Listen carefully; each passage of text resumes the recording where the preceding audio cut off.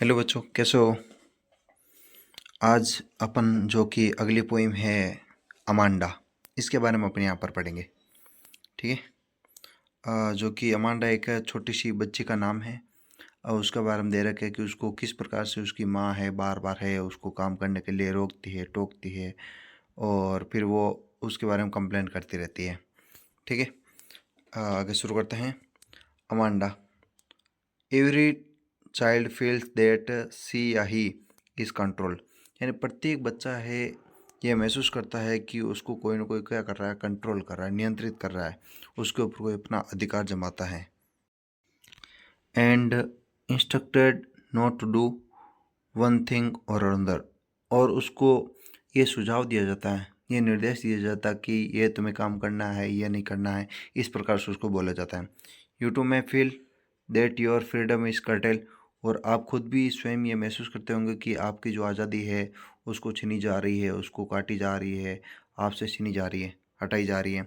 Right down some of the things you want to do, यानी नीचे कुछ उन चीज़ों के नाम लिखिए जो आप करना चाहते हैं, but your parents and elder do not allow to you, और आपके माता पिता या फिर आपके बड़े बुजुर्ग हैं वो आपको नहीं करने देते हैं।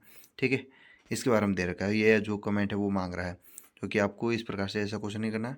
ठीक है। अपन यहाँ पर पढ़ते हैं इस कविता के बारे में, जो कि आगे दे रखा है कि ये जो अमांडा है उसको उसकी माँ बोल रही है, don't bite your nails Amanda.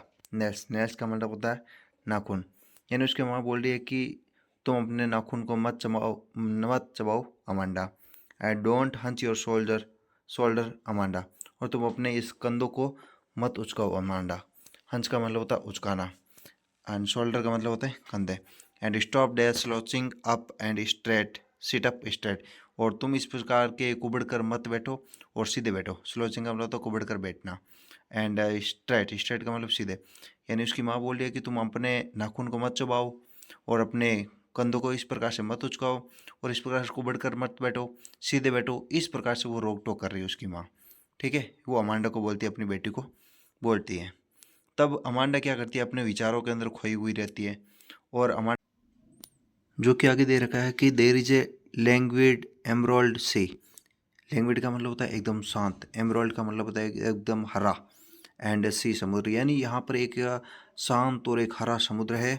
Where the sole inhabitant is a mermaid, जहाँ की सोल, सोल का मतलब होता है एकमात्र, इनहेबिटेंट का मतलब होता है निवासी, जहाँ की एकमात्र निवासी कौन है, एकमात्र निवासी कौन है, वो जल परी है। ड्रिफ्टिंग, ड्रिफ्टिंग का मतलब होता है बहना, जो कि क्या करती रहती, बहती रहती हैं।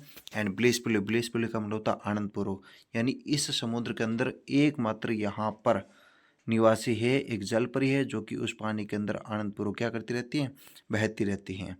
और आगे दे रखा है कि फिर आगे वापस उसकी माँ है, उसके अंदर है वो कमियां निकालते हुए वापस बोलती है, did you finish your homework Amanda, क्या तुमने अपना जो होमवर्क है गृह कार्य पूरा कर लिया Amanda. Did you tidy your room, क्या तुमने अपने कमरे की साफ सफाई कर लिया अमांडा। टाइडी का मतलब होता है साफ सफाई करना। I thought I told you to clean your shoes, और मुझे ऐसा प्रतीत होता है, ऐसा लगता है कि मैंने तुम्हें अपने बूट है, जूते हैं साफ करने के लिए बोला है अमांडा, क्या तूने वो कर दिए हैं। इस प्रकार से उसकी माँ क्या करती है, वापस है उसकी कमाई निकालती है और उसको बोलती रहती है बार बार।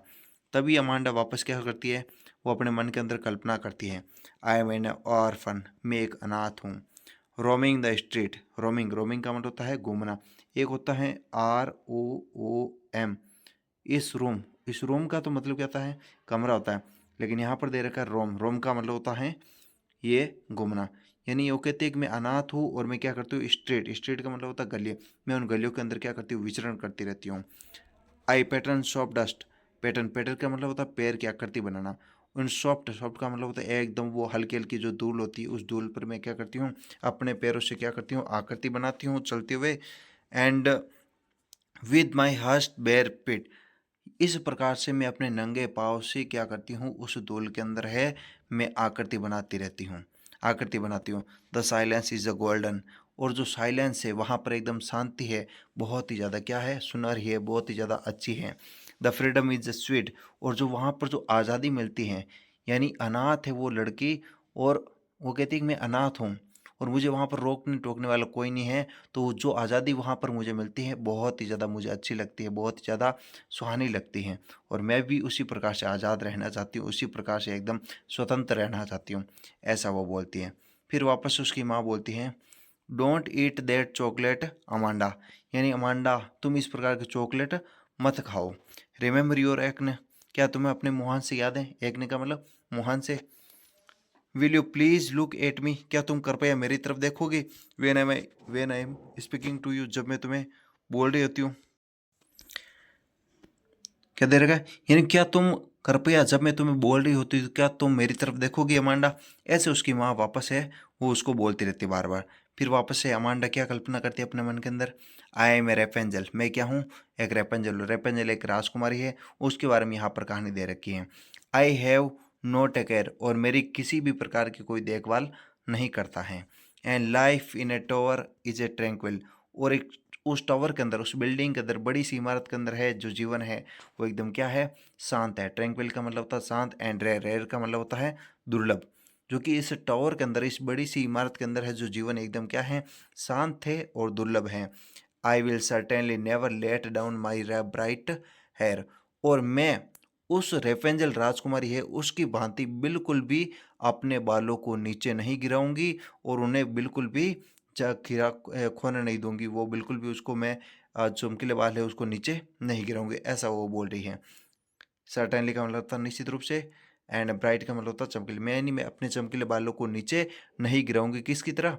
उस रेपेंजल राजकुमार की भांति। उसने तो अपने राजकुमार को ऊपर चढ़ाने के लिए अपने बाल है वो नीचे गिराए थे ताकि उसका राजकुमार है ऊपर चढ़ सके, लेकिन मैं ऐसा बिल्कुल भी नहीं करूँगी।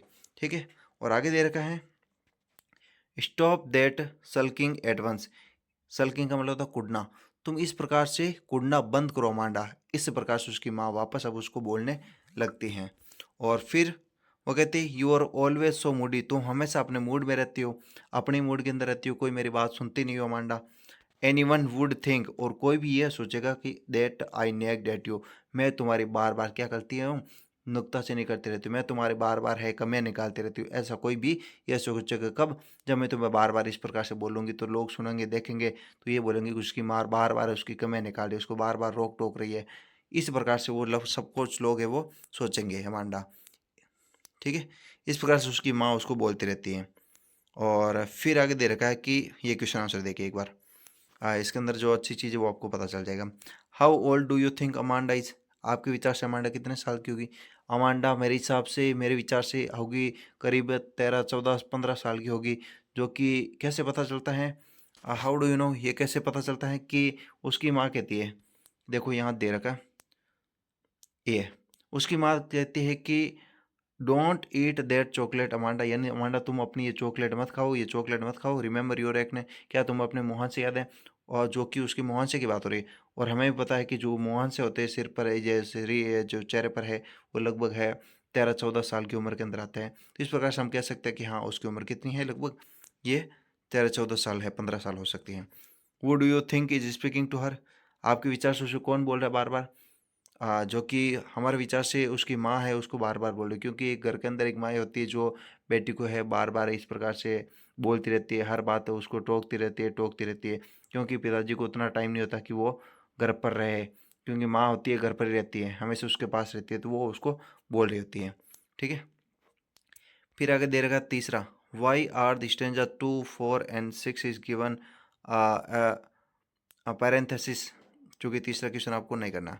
ठीक है, इंपॉर्टेंट है ये, कुछ भी ऐसा इससे क्वेश्चन एग्जाम में नहीं पूछते हैं। और अगला दे रखा है कि वो is the speaker in the stage of 1, 2, 4, 6, do you think, ये भी आपको नहीं करना, चौथा क्वेश्चन भी। ठीक है, और फिर अगला दे रखा है पांचवा, what could Amanda do if she were a mermaid, यदि वो एक जल परी होती तो क्या करती? देखिए यहाँ पर इसके अंदर दे रखा है कि वो कहती है कि यदि मैं जल परी होती, ये बोल रही है।